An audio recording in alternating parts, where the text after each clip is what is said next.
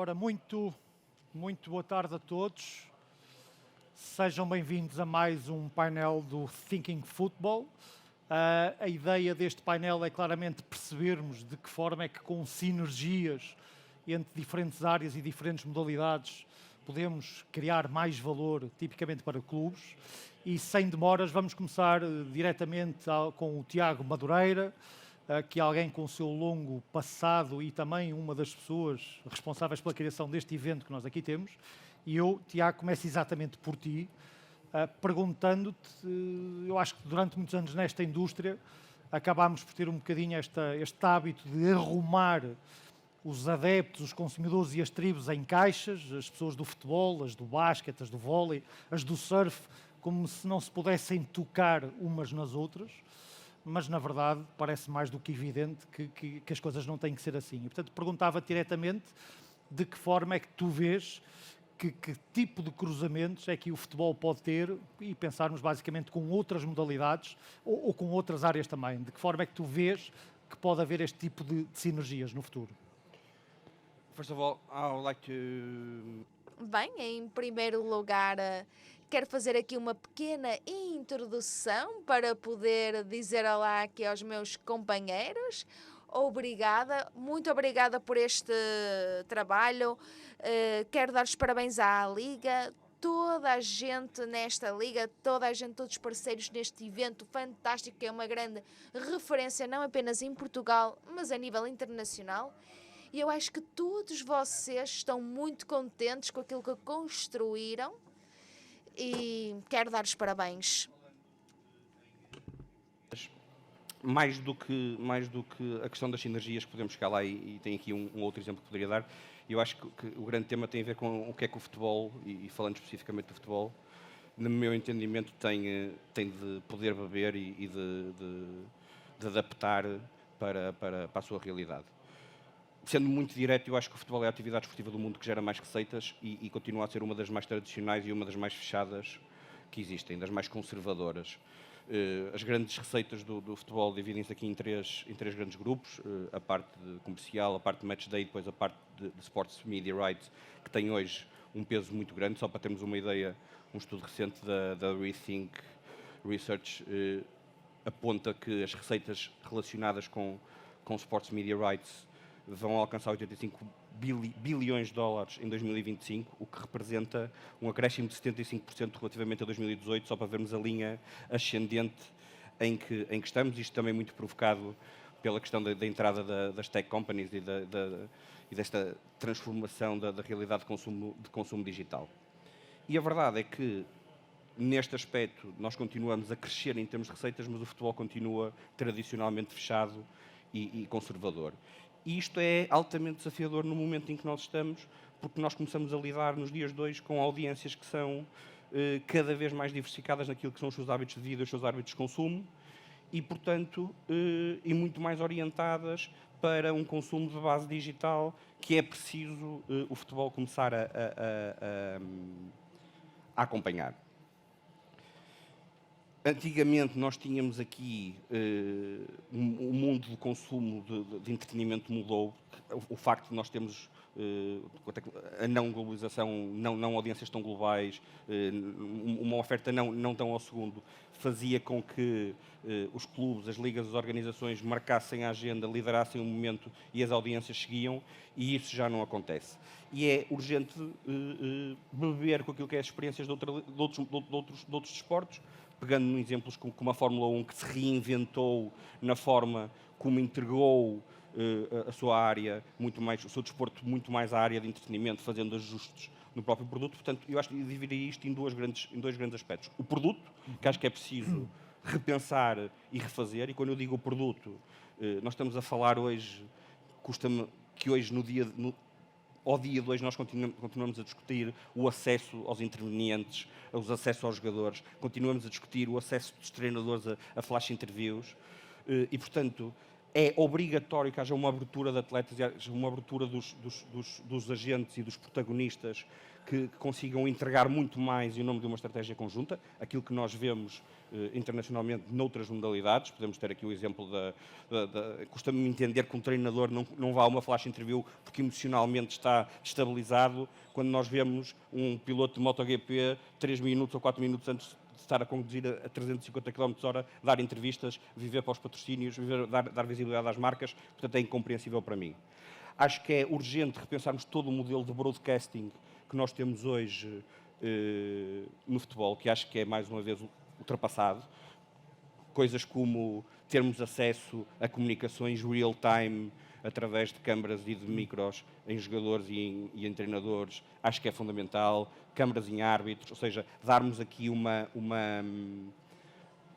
boost naquilo que é o consumo e a realização de broadcasting. Eu acredito muito que nós vamos caminhar para uma oferta de realizações múltiplas em que o utilizador vai poder customizar a sua própria forma de consumir durante a transmissão aquilo que lhe está a ser dado, seja pela escolha dos comentadores, seja pelo tipo de câmaras que quer ver, seja por realidade virtual, seja por stats, seja o que for. Eu vou ser aquele que realizo e que escolho a forma como quero fazer isto. Fabricar modelos de interação real-time durante os próprios jogos é fundamental. Nós temos aqui alguns exemplos que não são concorrenciais, mas que são uma amostra, como é o exemplo da Kings League. Portanto, é importante que o futebol se adapte e perceba como é que os jovens hoje estão a consumir transmissões ao vivo em plataformas como a Twitch. O que é que eles querem? Eles querem estar dentro, querem fazer parte, querem estar conectados, querem estar em grupo e querem conseguir interagir em real time. E depois, alguns casos também como Smart Stadiums, uma coisa que tu, Ana, há pouco tempo falaste com muita verdade. Ou seja, a experiência em estádio hoje, em alguns casos, é medieval, vamos ser francos, é medieval, é ultrapassada. Portanto, é obrigatório o investimento em infraestrutura tecnológica para melhorar a questão de Smart Stadiums, trabalhar a jornada do adepto antes e depois. Portanto, aí a criação de conteúdo tem um papel fundamental, e aumentar a transversalidade de audiências. O futebol é a única atividade que eu conheço que investe a esmagadora maioria dos seus recursos financeiros de tempo a falar com a sua audiência primária. E a sua audiência primária é aquela que já é leal e vai estar sempre lá. Portanto, os clubes e as organizações desportivas gastam muito esforço, muito tempo, muito dinheiro para falar para aqueles que estarão lá sempre. O que me leva aqui ao segundo ponto, que tem a ver pela necessidade de nós criarmos aqui estratégias centradas, ou seja, consumer-oriented, e percebermos que o cliente /consumidor /adepto /fã tem de estar na linha da frente. E todas as estratégias das organizações desportivas têm de ir a esse encontro. Okay. Há aqui um tema que para mim que é fundamental, e só para terminar, que é a questão de data. Data hoje é ouro, portanto o conhecimento daquilo que é as bases de dados dos nossos seguidores, o conhecimento, o tracking dos nossos adeptos, a jornada que eles têm, conseguir conhecer, conseguir falar, estarmos diretamente em contacto com eles.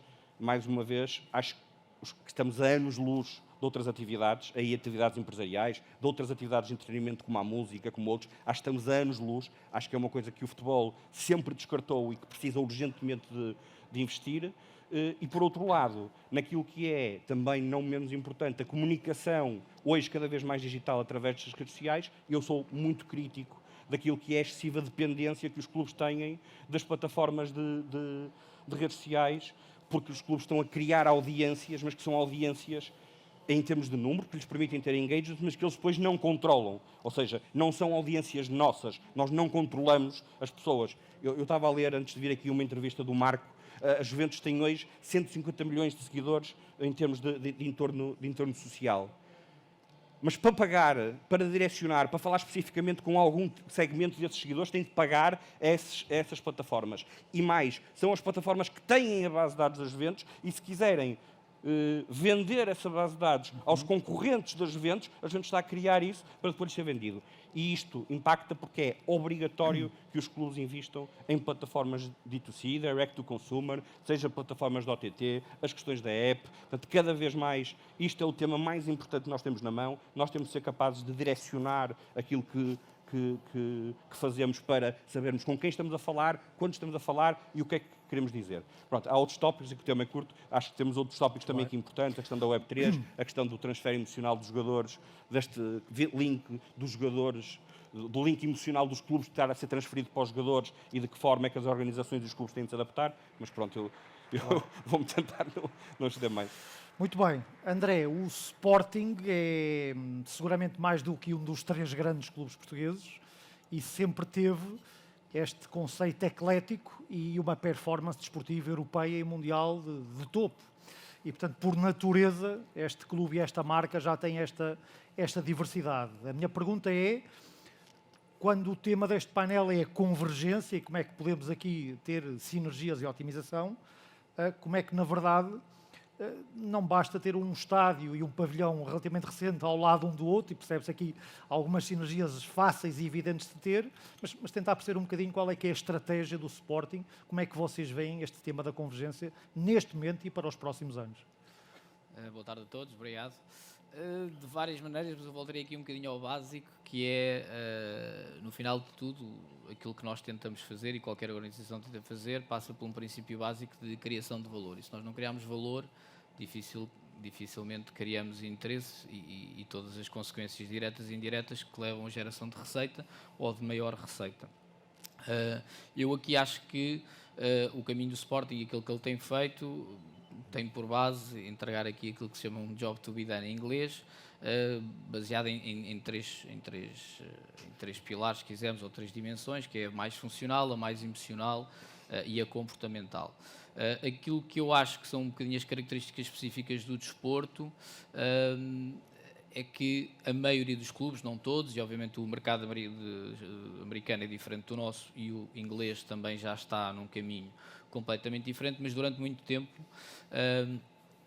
normalmente uma organização, aquilo que tem como principal objetivo é que o seu cliente se torne um fã e recomenda a todos o seu produto e inclusivamente aquilo que almeja é precisamente nesta pirâmide que exista uma relação emocional e se conseguir uma relação comportamental. Hoje em dia fala-se muito do propósito e da razão de ser pelas quais seguem. E eu acho que o desporto, durante muito tempo, e sobretudo os clubes desportivos, tem aqui uma característica específica que é, eles tiveram fãs antes de ter clientes. Portanto, a relação emocional já lá está, já existe. Há uma frase que eu costumava ver há muito tempo, que era para teres clientes amanhã, os teus clientes, para teres clientes amanhã, tens que ter clientes satisfeitos hoje. Não é? Eu acho que o futebol e os clubes desportivos durante muito tempo esqueceram-se disso e estão agora a trabalhar em, de facto, para além daquilo que já é o engagement orgânico e normal e emocional que adere uma pessoa ao clube, estão a trabalhar na parte funcional para que de facto haja aqui um ecossistema de entertainment, que o Tiago falou, que basta ver o exemplo, por exemplo, dos Estados Unidos, é muito mais trabalhado e por razões obviamente também culturais, mas também porque houve entrada de capital privado que está a existir de forma massiva de várias e distintas maneiras, sobretudo liderado pelo mercado da Premier League e que está a ter aqui uma grande revolução naquilo que é a evolução do futebol e do desporto como um todo. Nós, mais uma vez voltando aqui ao tema da convergência e do facto de sermos um clube eclético ou não, a nossa estratégia é essa, é uma estratégia de criação de valor, não só no curto prazo, mas a médio e longo prazo, mas passa por um eixo base de que, mais do que segmentar ou mais do que chegar a distintos segmentos relativamente aos vários desportos que nós temos, parte de uma proposta de valor que temos, que é ser Sporting, e o que é ser Sporting, e aí sim acho que o Sporting tem uma característica única e distinta de todos os outros clubes, que é realmente qualquer pessoa é adepto de um clube, normalmente por razões de afiliação emocional. De facto, normalmente quem é do Sporting é, além disso, também por razões de acreditar naquilo que são os valores e, portanto, já existe o propósito. Hoje fala-se muito era do propósito, mas já existe isso no Sportingista. E é isso que nós tentamos retomar. Portanto, há de facto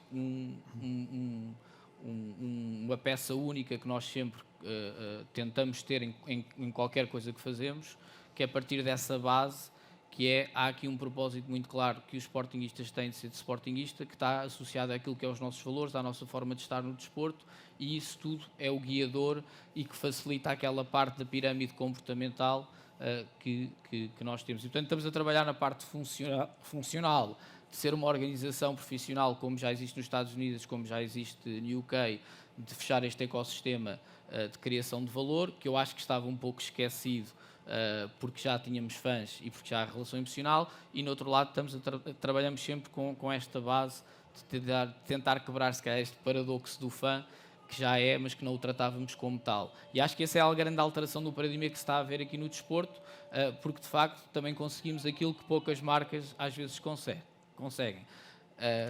Quem dera a muitas marcas ter o engagement emocional que nós temos, clubes, e portanto isso já vem organicamente, já temos.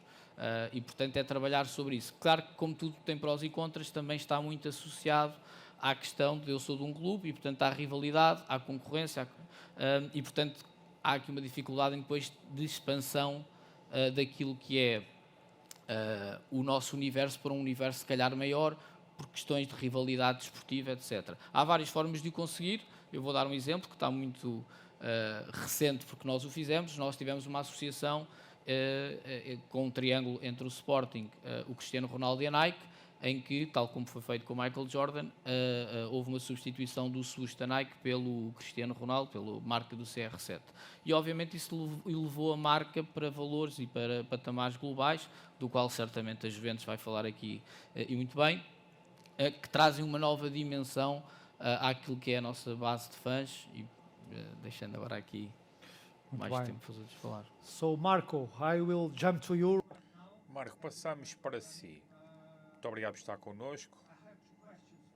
Tenho duas questões. Primeiro, como posicionar, ou como é que é possível posicionar um clube de futebol como uma marca global? E a Juventus é claramente uma marca global. E segundo, como é que acha que os clubes têm que criar o conteúdo para estas novas gerações? Que tipo de desafios e oportunidades é que os clubes de futebol têm agora? Muito obrigado pelo convite. Olá a todos. Excelente questão. Este é um tema muito importante para muitas marcas. Este engagement, esta geração com diferentes hábitos, sem perder o valor da marca, sem perder o tom de voz da marca. Até há 4 ou 5 anos havia uma diretiva que dizia que devemos ter um tom de voz único e que devemos aplicar esse tom de voz a todos os canais, mas penso que hoje em dia, em 2023, torna-se difícil, até porque existe um tom de voz muito distinto, de idioma, de linguagem, portanto temos que forçar um pouco de facto como a marca se expressa. E isto é muito diferente de outras gerações. Na Juventus haverá aqui um foco da juventude nas redes sociais.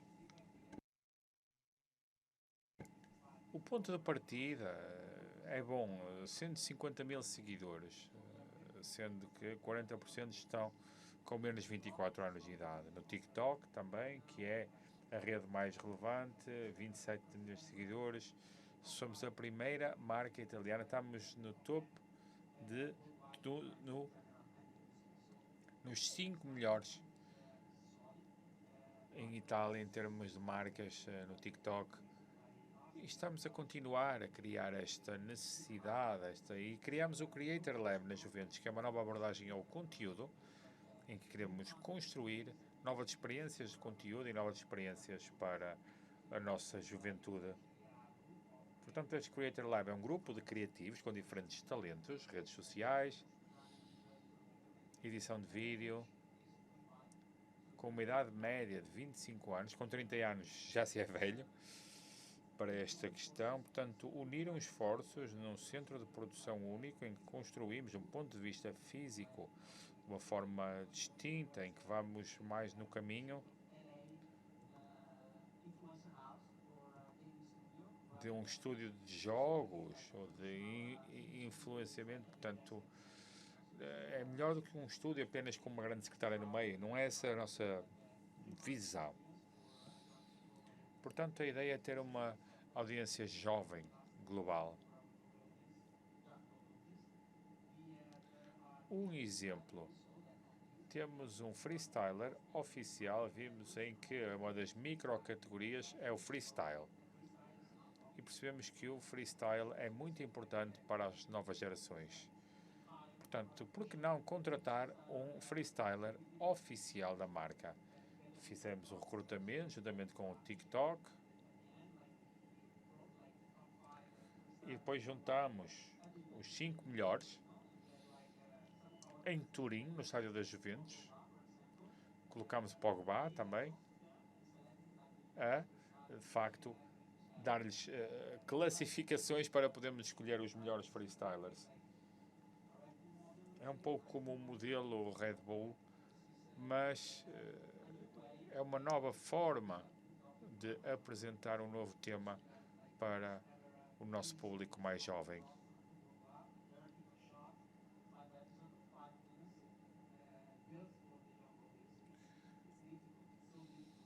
É difícil, no entanto. Toda a gente quer saber como é que funciona o engagement com a juventude. Toda a gente luta pela sua atenção. E é uma atenção que não é fácil de agarrar. Até há 5, 6 anos ou 10 anos havia a indústria do futebol com uma linha de comunicação e agora com esta nova geração penso que é um pouco ao contrário. É a indústria do futebol que tem de se adaptar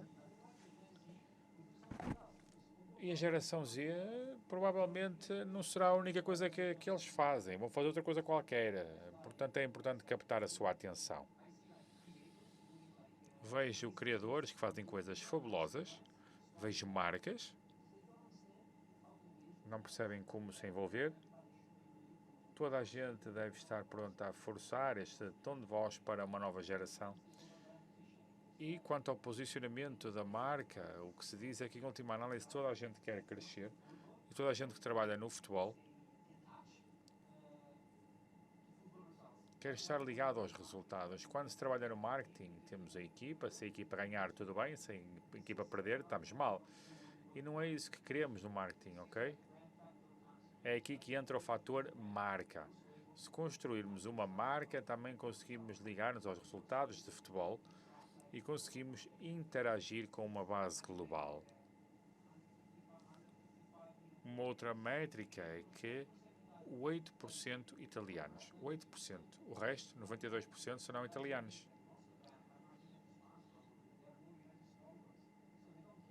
O que significa que serão a maioria nem sequer são adeptos da Juventus, nem querem saber se a Juventus joga ou não, se o Pogba está lesionado ou não. Querem estar, de facto, querem ser entretidos e não informados.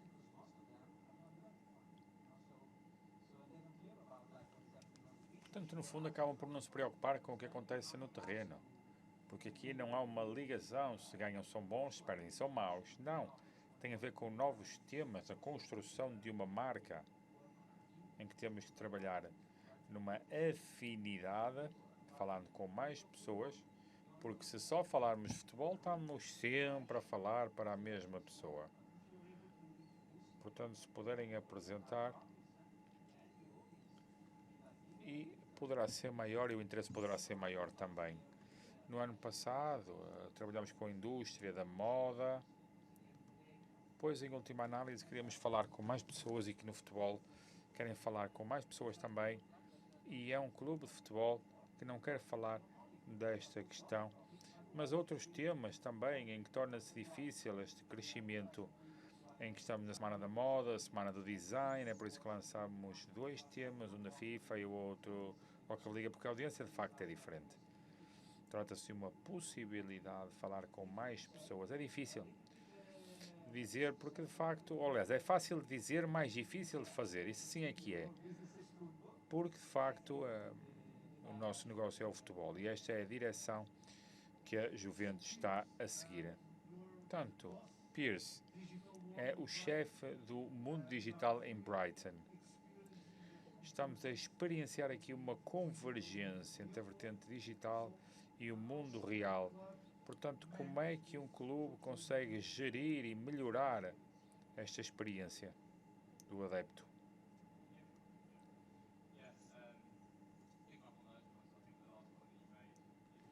Sim, isto é importante. Esse é o ponto-chave, esta experiência que é muito importante, aquilo que fazemos de facto em Brighton, quando comparamos com outras marcas, tais como a Juventus, estamos num posicionamento praticamente único em termos de estratégia e deste desafio, desta competição que nos leva para uma outra dimensão,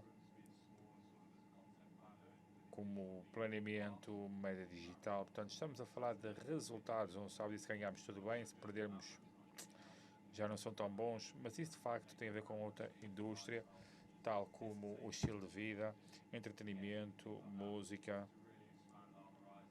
Portanto, podemos de facto falar com as diferentes indústrias, com as marcas. Eu acredito em termos da forma como a vertente do marketing e das redes sociais percebemos e vemos as plataformas evoluem e que não há aqui nenhum segredo, que a colaboração é a chave para tudo que está a ser feito. Até porque vemos agora que podemos colaborar com 3 ou 4 ou 5 diferentes organizações. Portanto, não são só apenas os clubes de futebol e as plataformas que estão de facto a acordar para o facto destas colaborações e aquilo que de facto apresentam uma oportunidade em termos daquilo que quantificamos, será sempre uma espécie de uma abordagem dual em termos de ter a base de fãs, ok? E todas as semanas, todos os jogos, chega de facto a muitos clubes, a 1, 2% da sua audiência global, à procura dos outros 90%, o que é que vamos fazer com eles? Ou até mais que isso, até. E nesta experiência dos 98%, naquilo que fazemos os 2%, e daí este plano, esta convergência de diferentes indústrias, servindo diferentes conteúdos para uma espécie de diferentes formatos, diferentes plataformas, passando agora a uma cultura de conveniência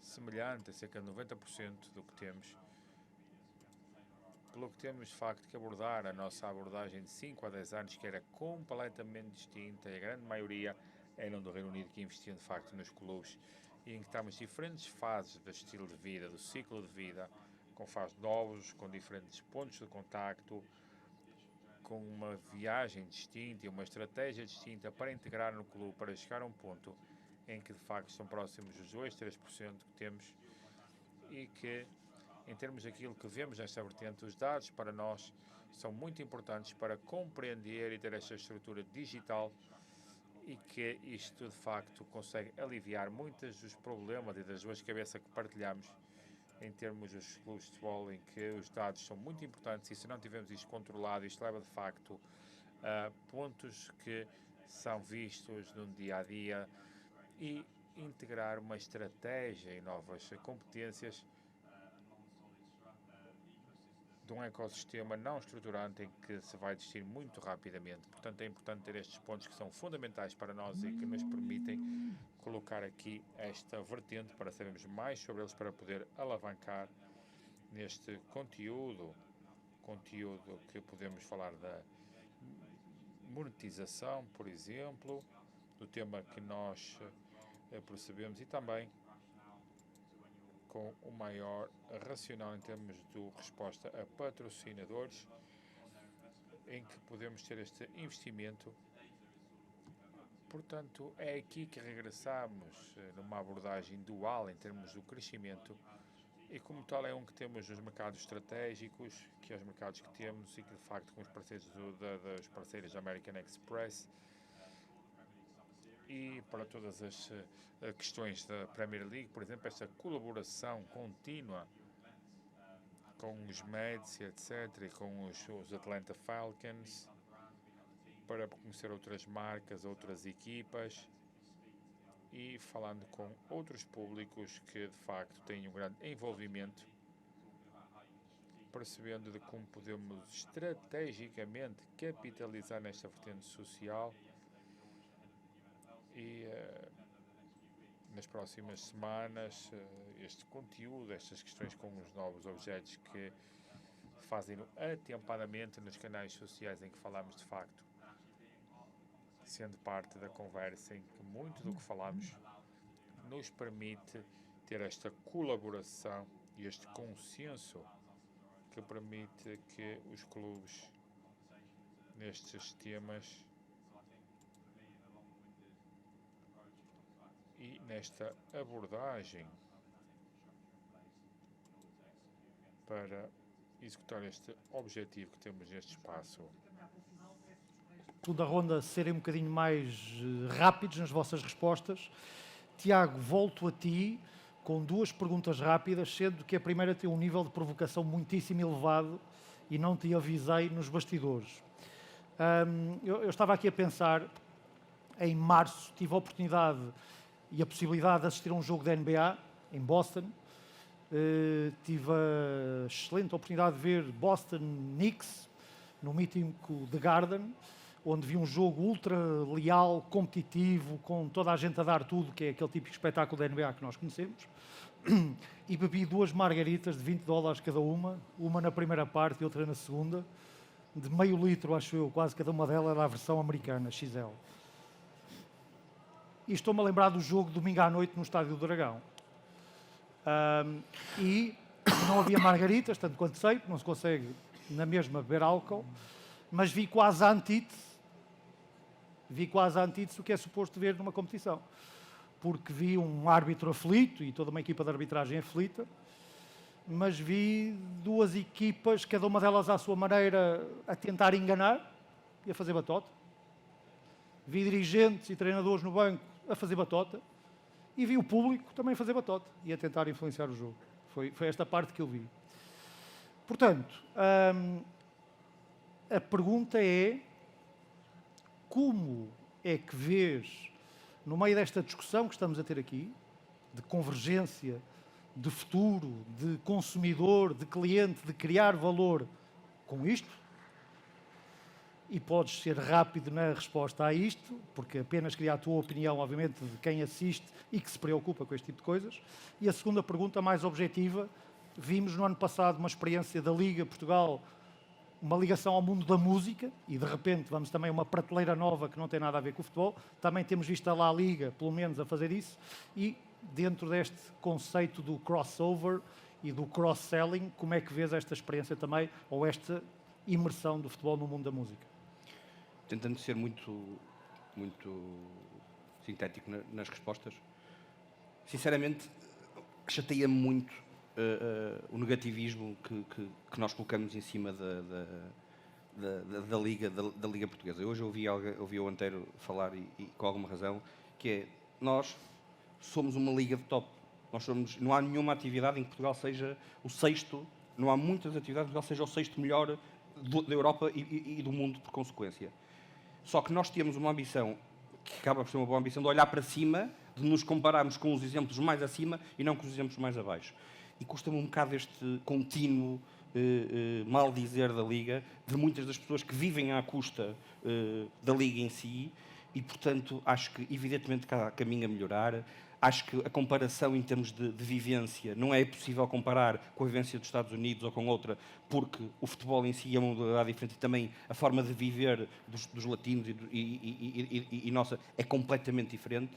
Agora, deve haver uma regulação acho que há uma falta de comprometimento coletivo para algumas coisas, principalmente dos agentes, portanto, isso aí acho que deve haver e que deve ser imposto. Agora, acho que também fazemos das coisas mais do que elas são. E também as coisas têm mais importância do que elas têm, porque vivemos aqui dentro, na nossa bolha, como há problemas nas outras ligas também, como em França há um problema gigante de violência e de segurança nos estádios, como em Itália e em Espanha, vi o Lewandowski dizer que os árbitros matam a Liga Espanhola e que aquilo não era competitivo. Portanto, não é uma realidade portuguesa, ponto final, parágrafo. Aproveitar a deixa que tu disseste, que tu deste, de que foste a um jogo da NBA e que tiveste a beber 2 margaritas, este eu acho que é um dos temas também da forma como o futebol é percepcionado. A Liga e os clubes têm feito uma campanha muito forte, porque se nós também queremos e se nos exigem que isto seja mais entretenimento, têm de criar condições para que haja mais entretenimento. O tema das bebidas de baixo consumo alcoólico nos estádios é um tema aberrante, na minha opinião, aberrante, porque é uma estigmatização do consumidor, da mesma pessoa, do mesmo Daniel que vai ao estádio e que vai a um concerto de música. Ou seja, as pessoas acreditam que eu, com os meus amigos, sou capaz de estar num concerto de música a beber uma cerveja tranquilamente, mas que não sou capaz de o fazer no estádio. Portanto, é uma coisa completamente aberrante, terceiro-mundista, que só acontece em Portugal e que era importante que evoluímos. O tema especificamente de termos estado no Festival de Música. Acho que o futebol tem muito para aprender com música. Mais uma vez, este tema do consumidor e do cliente no centro, a forma como a música faz algumas coisas que o futebol, a meu ver, não explora bem, que é o cruzamento com o turismo, a questão do trabalho e o tracking da jornada do consumidor de música e do festivaleiro, desde o momento da compra, do antes, do depois, das experiências Money Can't Buy. Há muita coisa para aprender. E a Liga, na altura, fez esse investimento por duas razões principais. Três. A primeira, por aquilo que já falamos anteriormente, a necessidade de diversificar audiências, ou seja, de não nos centrarmos na nossa audiência primária e de abrirmos o leque de pessoas com quem contactamos e, portanto, estar num festival de música é entrar num novo território, como já ouvi o Pierce e o Marco falar, e bem, como o gaming, como outras áreas mais relacionadas com o lifestyle. Portanto, é necessário entrar nesses territórios, comunicar, capturar a data, trabalhar a data, ou seja, também como um novo touchpoint para conseguirmos fazer. E depois, no terceiro ponto, que também era muito importante para nós, que tem a ver com a questão da percepção da marca, da aceitação da marca. Ou seja, a marca da Liga tem uma conotação muito pesada, como a da maior parte dos organizadores desportivos, não é específico da Liga, mas, curiosamente, num território diferente, num ambiente diferente, permite-nos comunicar de uma forma diferente com esses adeptos e a aceitação é diferente. E isto não é um tema da Liga, eu dou este exemplo muitas vezes. Quando as pessoas falam da UEFA, se perguntarmos a qualquer das pessoas que seja seguidor e lhes perguntar da UEFA, as palavras que vão sair não são abonatórias, de corrupção, de esquemas, é essa a nuvem. Mas quando as pessoas falam da Champions League, as pessoas falam em excelência, em brilhantismo e da melhor competição do mundo. E é a mesma instituição que organiza a competição. E, portanto, esta percepção de marca e a criação de marca da Liga é muito importante como âncora até de desenvolvimento para todos. Portanto, tentei ser um bocadinho sintético em tudo. André, voltando ao Sporting, a base de adeptos é enorme, estamos a falar de milhões. No entanto, nem todos são consumidores, não é? E dentro dos que consomem, temos seguramente desde os que os hard users, os que consomem muito e quase de tudo, e aqueles que vão tendo uma escala gradual, natural, onde vão tendo consumos distintos uns dos outros. E, portanto, a chave no mundo do marketing é sempre um processo de segmentação, como é que nos organizamos, como é que canalizamos e gerimos os esforços da organização para essa realidade. Portanto, o que é que nos podes contar sobre esta estratégia de segmentação que o Sporting consegue fazer para depois criar valor para cada um deles? De várias formas, mas de uma forma até um bocadinho, se calhar, anti-segmentação, que tem um bocadinho a ver com aquilo que se falou, que é daquilo que é a amplificação da marca a outros domínios e a outras pessoas, que inclusive podem nem sequer ser fãs do Sporting, mas passam a ser seguidores, como foi o caso da Juventus. Porque nós hoje temos várias coisas a acontecer ao mesmo tempo na indústria do futebol e do desporto. Uma delas é aquela que eu já referi, que é estamos ainda a corrigir muitos problemas básicos que temos, que já foram aqui referidos, que já deviam estar corrigidos em termos de criação de valor, mas ao mesmo tempo temos aqui uma nova concorrência digital, global e tecnologia com um ritmo muito acelerado, mas que o nosso principal concorrente hoje em dia é o tempo. Não é? Nós temos aqui um custo de oportunidade não é só o nosso adversário, o nosso concorrente como indústria, é aquela pessoa que se calhar vai ao Netflix ou à Amazon ou etc., e concorre nesse espaço. E, portanto, aquilo que nós e vários clubes estão a fazer, e aqui a Juventus fez bem, o Brighton, e etc., é conseguir não só ir mais além daquilo que é o core de fãs que compra religiosamente Sporting. Há também aqueles que são fãs, mas que nem sequer são sócios e que são compradores, e isso, além de ter segmentação, porque os clubes têm aqui uma idiosincrasia um bocadinho especial, que é, muitas vezes as organizações posicionam-se e tentam ir buscar um target.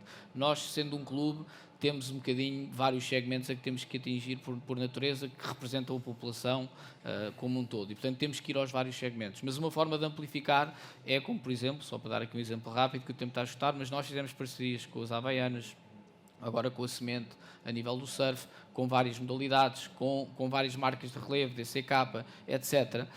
E com outras indústrias, seja desporto, seja música, seja outras, de forma a amplificar a marca, e aí chegamos a targets completamente diferentes, e depois a segmentação é feita a seguir. Com mais trabalho e com mais tempo, seria mais fácil depois de... So, Marco, content is Marco, conteúdo é uma das coisas, preocupações mais importantes dos clubes. Como é que acha que é possível gerar mais receita do conteúdo? E que tipo de oportunidades e modelos de negócio é que acha que é possível ter no futuro? A sustentabilidade económica é um fator para o futebol italiano e para o futebol europeu. Temos sempre uma abordagem pragmática às atividades que temos e que fazemos. Vemos o conteúdo como uma oportunidade de ter a exposição e, conforme se disse, de fazer crescer a marca e de gerar novos modelos de negócio.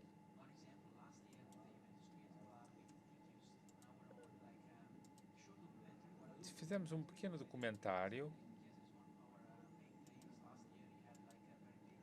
que no ano passado, de facto,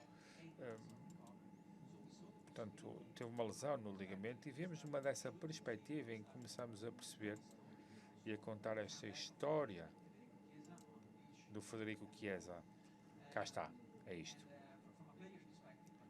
Do ponto de vista dos jogadores, mas também das pessoas, em que percebemos que era uma história muito forte e que as competências da Juventus de produzir tudo isto foi muito interessante. Mudamos um pouco o modelo que os clubes estão habituados a utilizar. Será mais ter uma possibilidade, uma história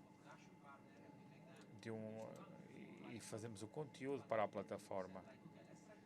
Mas nas Juventus tentámos fazê-las por nós próprios, sem uma produção, sem uma produtora, e fizemos-lo e percebemos que o conteúdo era muito forte. Não tínhamos a certeza bem do modelo de distribuição, em que percebemos: será que pomos isto nas nossas plataformas? Ou será que fazemos como uma plataforma terceira? Estávamos em contacto com a Prime Video por causa do All or Nothing, ou projetos que fizemos em conjunto. E quando percebemos que tínhamos de facto esta narrativa, achámos que era uma narrativa muito forte. Precisava de um conteúdo também muito forte. E depois acabámos por ter esta parceria em que produzimos uma narrativa que está já na Amazon Prime, uma produção original do Creator Lab, Federico Chiesa, traduzido em 12 idiomas, também temos de facto em Portugal, e é uma produção original, a produção da Juventus, que gerou receitas específicas e uma exposição, e por outro lado, esta exposição da plataforma que gerou de facto um conteúdo muito interessante para o público, pois mesmo que isto aconteça, a sua competência de produção é ilimitada, pelo que também se procura outras histórias que outros possam produzir. Isto foi um teste piloto, mas com o qual estamos muito satisfeitos em termos da Apple TV, etc., para perceber de facto como funciona, se é um conteúdo necessário, com narrativas muito fortes, com a competência de as produzir. Por outro lado, temos plataformas que estão a começar com conteúdo original sobre desporto, e vemos que isto pode ser algo que seja win-win em termos de receita. Pierce, cá estamos de novo. A questão é: como é que Brighton gera este conceito crossover, tentando aumentar as receitas de marketing? Como é que o fazem? Crescimento desportivo, é isso? Marketing, receitas. Bom, em última análise, diria que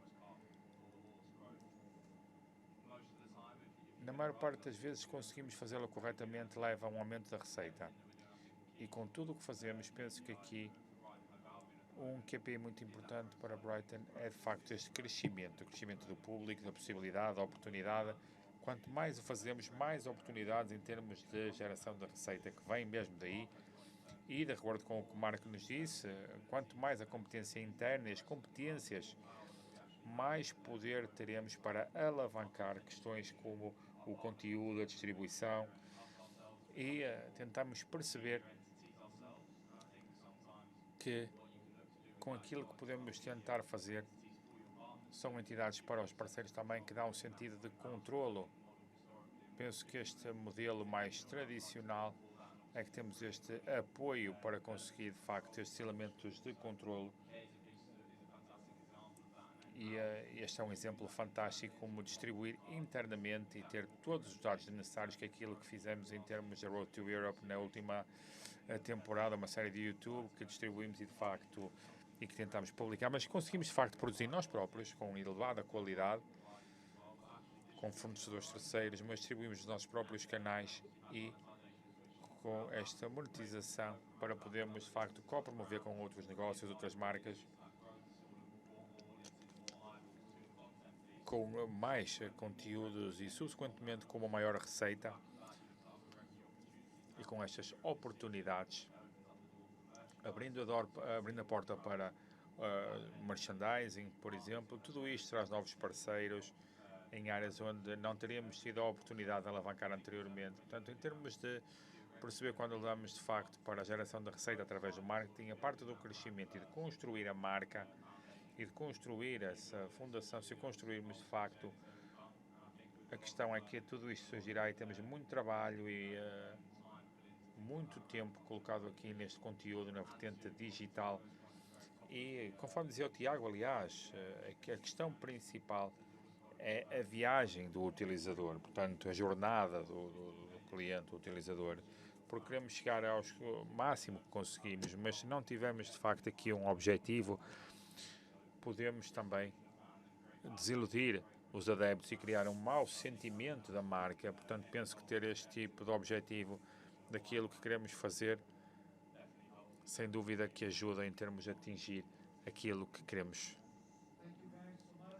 Muito grato. Minutos do tempo previsto para a ação, fica sempre a sensação que há muito mais coisa para contar, mas o mundo não termina hoje também. Portanto, muito obrigado pela vossa atenção e seguimos em frente. Obrigado. Obrigado.